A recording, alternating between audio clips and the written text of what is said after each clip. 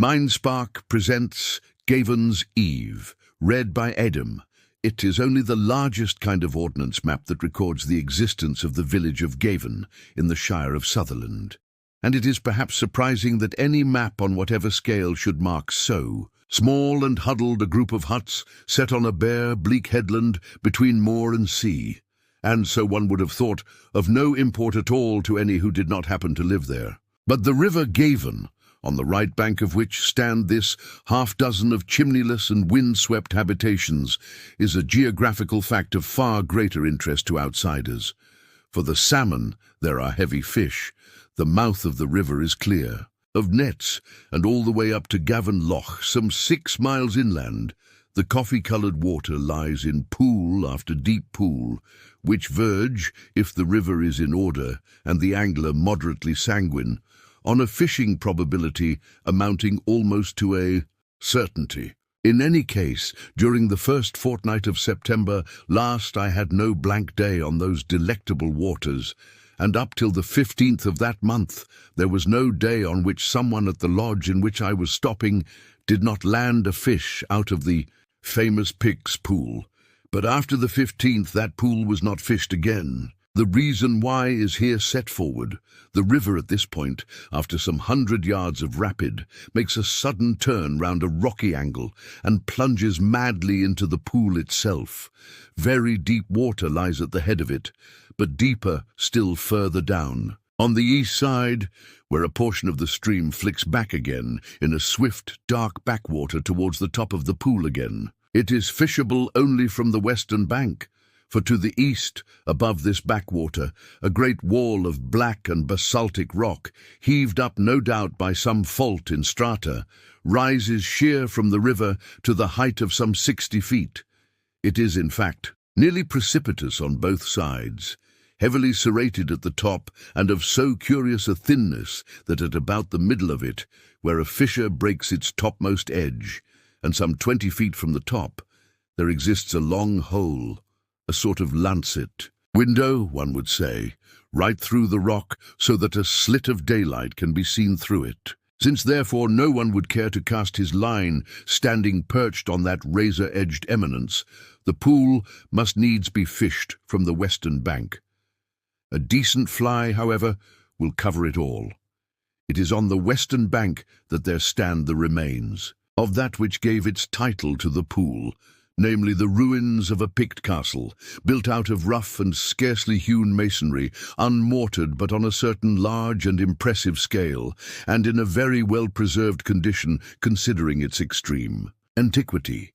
It is circular in shape and measures some 20 yards of diameter in its internal span. A staircase of large blocks with a rise of at least a foot leads up to the main gate, and opposite this, on the side towards the river, is another smaller postern, through which down a rather hazardously steep slope, a scrambling path, where progress demands both caution and activity, conducts to the head of the pool, which lies immediately beneath it. A gate chamber still roofed over exists in the solid wall. Inside there are foundation indications of 3 rooms, and in the centre of all a very deep hole, probably a well.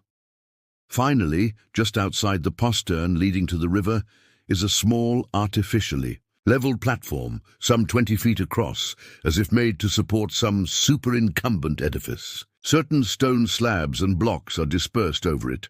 Brora, the post town of Gavon, lies some 6 miles to the southwest, and from it a track over the moor leads to the rapids immediately above the Pict's Pool, across which by somewhat extravagant striding from boulder to boulder, a man can pass dry foot when the river is low, and make his way up a steep path to the north of the basaltic rock, and so to the village. But this transit demands a steady head, and at the best is a somewhat giddy passage.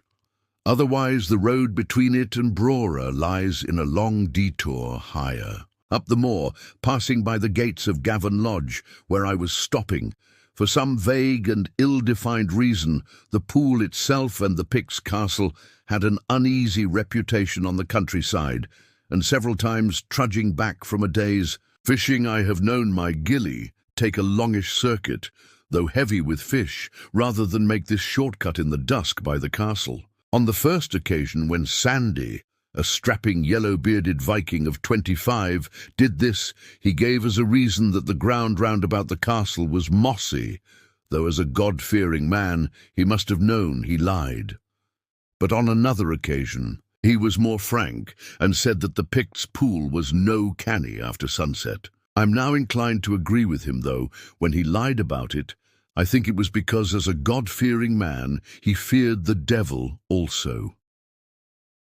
It was on the evening of September 14th that I was walking back with my host, Hugh Graham, from the forest. Beyond the lodge, it had been a day unseasonably hot for the time of year, and the hills were blanketed with soft, furry clouds. Sandy, the gillie of whom I have spoken, was behind with the ponies, and, idly enough, I told Hugh about his strange distaste for the Picts' pool after sunset. He listened, frowning a little. "That's curious," he said. "I know there is some dim local superstition about the place, but last year certainly Sandy used to laugh at it. I remember asking him what ailed the place, and he said he thought nothing about the rubbish folk talked. But this year you say he avoids it. On several occasions with me he has done so." Hugh smoked a while in silence, striding noiselessly over the dusky, fragrant heather. "Poor chap," he said. "I don't know what to do about him. He's becoming useless." "Drink?" I asked. "Yes, drink in a secondary manner. But trouble. Led to drink and trouble, I am afraid, is leading him to worse than drink." "The only thing worse than drink is the devil," I remarked. "Precisely. That's where he is going. He goes there often." "What on earth do you mean?" I asked. "Well, it's rather curious," said Hugh. "You know, I dabble a bit in folklore and local superstition, and I believe I'm on the track of something odder than odd. Just wait a moment." We stood there in the gathering dusk, till the ponies laboured up the hillside to us, Sandy, with his 6 feet of lithe strength, strolling easily beside them up the steep brae, as if his long day's trudging had but served to half-awaken his dormant powers of limb. "Going to see Mistress Macpherson again tonight?" asked Hugh. "Aye, pure body," said Sandy. "She's old and she's lone." "Very kind of you, Sandy," said Hugh, and we walked on. "What then?" I asked when the ponies had fallen. "Behind again. Why, superstition lingers here," said Hugh, "and it's supposed she's a witch. To be quite candid with you, the thing interests me a good deal. Supposing you asked me on oath whether I believed in witches, I should say no. But if you asked me again, on oath, whether I suspected I believed in them, I should, I think, say yes. And the 15th of this month tomorrow is Gavon's Eve." "And what in heaven's name is that?" I asked. "And who is Gavon, and what's the trouble?" "Well, Gavon is the person, I suppose, not saint, who is what we should call the eponymous hero of this district. And the trouble is Sandy's." "Trouble? Rather a long story. But there's a long mile in front of us yet, if you care to be told. During that mile I heard. Sandy had been engaged a year ago to a girl of Gavon who was in service at Inverness. In March last he had gone, without giving notice, to see her, and as he walked up the street in which her mistress's house stood, had met her suddenly face to face, in company with a man whose clipped speech betrayed him English, whose manner a kind of gentleman. He had a 50 flourish of his hat for Sandy, pleasure to see him, and scarcely any need of explanation as to how he came to be walking with Katrine. It was the most natural thing possible, for a city like Inverness boasted its innocent urbanities, and a girl could stroll with a man. And for the time, since also Katrine was so frankly pleased to see him, Sandy was satisfied. But after his return to Gavon, suspicion, fungus-like, grew rank in his mind, with the result that a month ago he had, with infinite pains and blottings, written a letter to Katrine, urging her return and immediate marriage. Thereafter it was known that she had left Inverness. It was known that she had arrived by train at Brora. From Brora she had started to walk across the moor by the path leading just above the Picts' castle, crossing the rapids to Gavon, leaving her box to be Sent by the carrier. But at Gavon, she had never arrived. Also, it was said that though it was a hot afternoon, she wore a big cloak. By this time we had come to the lodge, the lights of which showed dim and blurred through the thick hill mists that had streamed sullenly down from the higher ground. And the rest, said Hugh, which is as fantastic as this is sober fact, I will tell you later. Now, a fruit-bearing determination to go to bed is, to my mind, as difficult to ripen as a fruit-bearing determination to get up. And in spite of our long day, I was glad when Hugh, the rest of the men having yawned themselves out of the smoking room, came back from the hospitable dispensing of bedroom candlesticks with a briskness that denoted that, as far as he was concerned, the distressing determination was not imminent. As regards Sandy, I suggested. I also was thinking of that, he said. Well, Katrine Gordon left Brora and never arrived here. That is fact. Now for what remains. Have you any remembrance of a woman always alone walking about the moor by the loch? I think I once called your attention to her. Yes, I remember. I said, not Katrine, surely, a very old woman, awful to look at, moustache, whiskers, and muttering to herself, always looking at the ground too. Yes, that is she, not Katrine. Katrine, my word, a May morning. But the other, it is Mrs. Macpherson, reputed witch. Well, Sandy trudges there a mile and more away, every night to see her. You know Sandy, Adonis of the North. Now, can you account by any natural explanation for that fact?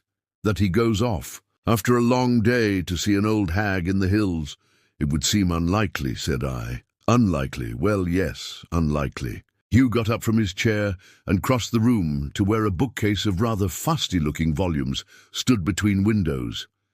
He took a small Morocco-backed book from a top shelf. Superstitions of Sutherlandshire, he said, as he handed it to me. Turn to page 128 and read. I obeyed and read. September 15th appears to have been the date of what we may call this Devil Festival. On the night of that day, the powers of darkness held preeminent dominion, and overrode for any who were abroad that night and invoked their aid, the protective providence of Almighty God. Witches, therefore, above all, were peculiarly potent. On this night, any witch could entice to herself the heart and the love of any young man who consulted her on matters of philtre or love charm, with the result that on any night in succeeding years of the same date, he, though he was lawfully affianced and wedded, would for that night be hers. If, however, he should call on the name of God through any sudden grace of the Spirit, her charm would be of no avail. On this night, too, all witches had the power by certain dreadful incantations and indescribable profanities to raise from the dead those who had committed suicide. Top of the next page, said Hugh. Leave out this next paragraph. It does not bear on this last. Near a small village in this country, I read, called Gavon, the moon at midnight is said to shine through a certain gap or fissure in a wall of rock close beside the river onto the ruins of a Pict castle, so that the light of its beams falls onto a large flat stone erected there near the gate, and supposed by some to be an ancient and pagan altar. At that moment, so the superstition still lingers in the countryside, the evil and malignant spirits which hold sway on Gavon's eve are at the zenith of their powers, and those who invoke their aid at this moment and in this place will, though with infinite peril to their immortal souls, get all that they desire of them. The paragraph on the subject ended here, and I shut the book. Well, I asked. Under favourable circumstances, 2 and 2 make 4, said Hugh. And 4 means this. Sandy is certainly in consultation with a woman who is supposed to be a witch, whose path no crofter will cross after nightfall. He wants to learn, at whatever cost, poor devil, what happened to Katrine. Thus I think it more than possible that tomorrow at midnight there will be folk by the Pict's pool. There is another curious thing. I was fishing there yesterday, and just opposite the river gate of the castle, someone has set up a great flat stone, which has been dragged, for I noticed the crushed grass, from the debris at the bottom of the slope. You mean that the old hag is going to try to raise the body of Katrine if she's dead? Yes, and I mean to see myself what happens. Come too. The next day, Hugh and I fished down the river from the lodge, taking with us not Sandy, but another gillie, and ate our lunch on the slope of the Picts' castle after landing a couple of fish there. Even as Hugh had said, a great flat slab of stone had been dragged onto the platform outside the river gate of the castle, where it rested on certain rude supports, which, now that it was in place, seemed certainly designed to receive it. It was also exactly opposite that lancet window in the basaltic rock across the pool, so that if the moon at midnight did shine through it, the light would fall on the stone. This then was the almost certain scene of the incantations. Below the platform, as I have said, the ground fell rapidly away to the level of the pool, which owing to rain on the hills was running very high and streaked with lines of greyish. Bubbles poured down in amazing and ear-filling volume. But directly underneath the steep escarpment of rock on the far side of the pool, it lay foamless and black, a still backwater of great depth. Above the altar-like erection again, the ground rose up 7 rough-hewn steps to the gate itself, on each side of which, to the height of about 4 feet, ran the circular wall of the castle. Inside again were the remains of partition walls between the 3 chambers, and it was in the one nearest to the river gate that we determined to conceal ourselves that night.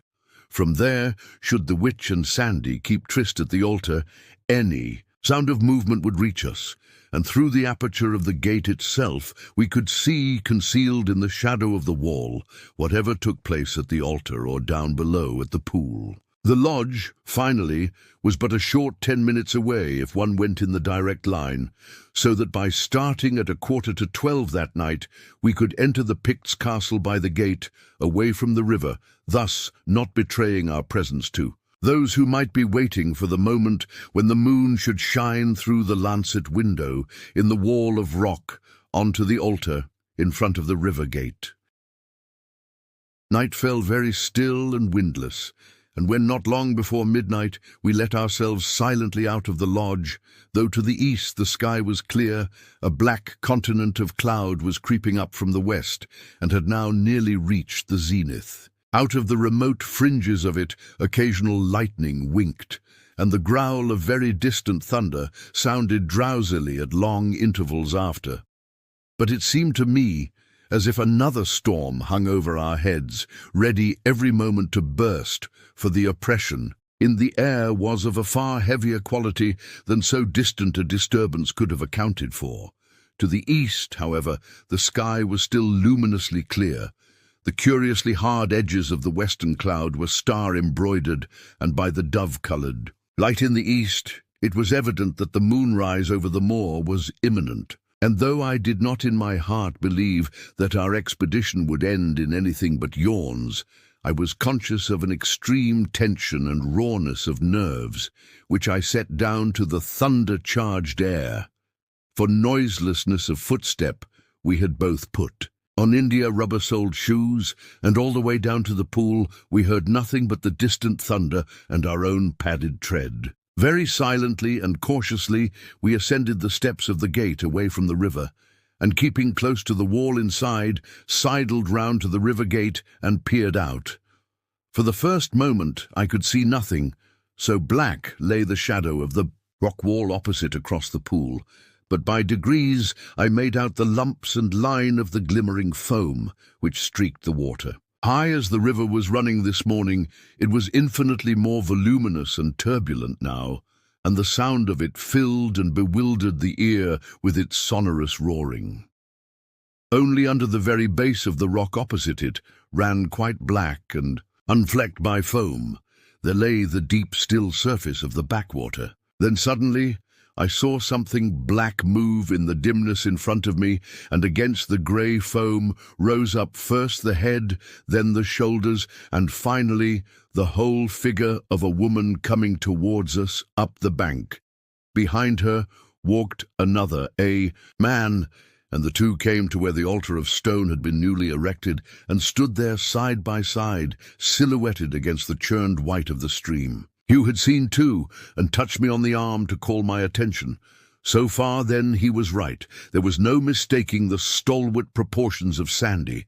Suddenly, across the gloom, shot a tiny spear of light, and momentarily as we watched, it grew, larger and longer, till a tall beam, as from some window cut in the rock opposite, was shed on the bank below us. It moved slowly, imperceptibly to the left, till it struck full between the two black figures standing there, and shone with a curious bluish gleam on the flat stone in front of them. Then the roar of the river was suddenly overscored by a dreadful, screaming voice, the voice of a woman, and from her side her arms shot up and out as if in invocation of some power. At first I could catch none of the words, but soon from repetition they began to convey an intelligible message to my brain, and I was listening, as in the paralytic horror of nightmare, to a bellowing of the most hideous and unnameable profanity. What I heard I cannot bring myself to record. Suffice it to say that Satan was invoked by every adoring and reverent name, that cursing and unspeakable malediction was poured forth on him whom we hold most holy. Then the yelling voice ceased as suddenly as it had begun, and for a moment there was silence again, but for the reverberating river. Then once more that horror of sound was uplifted. "So, Katrine Gordon," it cried, "I bid ye in the name of my master and yours to rise from where ye lie. Up with ye, up!" Once more there was silence. Then I heard Hugh at my elbow draw a quick, sobbing breath, and his finger pointed unsteadily to the dead black water below the rock. And I, too, looked and saw. Right under the rock there appeared a pale subaqueous light, which waved and quivered in the stream. At first it was very small and dim, but as we looked it seemed to swim upwards from remote depths, and grew larger till I suppose the space of some square yard was illuminated by it. Then the surface of the water was broken, and a head, the head of a girl, dead white and with long flowing hair, appeared above the stream. Her eyes were shut, the corners of her mouth drooped as in sleep, and the moving water stood in a frill round her neck. Higher and higher rose the figure out of the tide, till at last it stood luminous in itself, so it appeared, up to the middle. The head was bent down over the breast, and the hands clasped together. As it emerged from the water it seemed to get nearer, and was by now halfway across the pool, moving quietly and steadily against the great flood of the hurrying river. Then I heard a man's voice crying out in a sort of strangled agony. "Katrine!" it cried. "Katrine! In God's name! In God's name!" In 2 strides Sandy had rushed down the steep bank and hurled himself out into that mad swirl of waters. For one moment I saw his arms flung up into the sky, the next he had altogether gone. And on the utterance of that name, the unholy vision had vanished too, while simultaneously there burst in front of us a light so blinding, followed by a crack of thunder so appalling to the senses, that I know I just hid my face in my hands. At once, as if the floodgates of the sky had been opened, the deluge was on us, not like rain, but like one sheet of solid water, so that we cowered under it. Any hope or attempt to rescue Sandy was out of the question. To dive into that whirlpool of mad water meant instant death, and even had it been possible for any swimmer to live there, in the blackness of the night, there was absolutely no chance of finding him. Besides, even if it had been possible to save him, I doubt whether I was sufficiently master of my flesh and blood as to endure to plunge where that apparition had risen. Then, as we lay there, another horror filled and possessed my mind. Somewhere, close to us in the darkness, was that woman whose yelling voice just now had made my blood run ice-cold, while it brought the streaming sweat to my forehead. At that moment, I turned to Hugh. "I cannot stop here," I said. "I must run. Run. Right away. Where is she?" "Did you not see?" he asked. "No. What happened?" "The lightning struck the stone within a few inches of where she was standing. We must go and look for her." I followed him down the slope, shaking as if I had the palsy and groping with my hands on the ground in front of me in deadly terror of encountering something human. The thunderclouds had in the last few minutes spread over the moon so that no ray from the window in the rock guided our search. But up and down the bank from the stone that lay shattered there to the edge of the pool we groped and stumbled but found nothing. At length we gave it up. It seemed morally certain that she too had rolled down the bank after the lightning stroke and lay somewhere deep in the pool from which she had called the dead. None fished the pool next day, but men with dragnets came from Brora. Right under the rock in the backwater lay two bodies, close together, Sandy and the dead girl. Of the other, they found nothing. It would seem, then, that Katrine Gordon, in answer to Sandy's letter, left Inverness in heavy trouble. What happened afterwards can only be conjectured, but it seems likely she took the shortcut to Gavon, meaning to cross the river on the boulders above the Pix pool. But whether she slipped accidentally in her passage and so was drawn down by the hungry water, or whether, unable to face the future, she had thrown herself into the pool, we can only guess. In any case, they sleep together now in the bleak, wind-swept graveyard at Brora, in obedience to the inscrutable designs of God. What do you think was the deeper meaning behind this haunting tale? Share your thoughts in the comments. Have you ever experienced or heard of a real event similar to what happened in this story? We'd love to hear your true stories.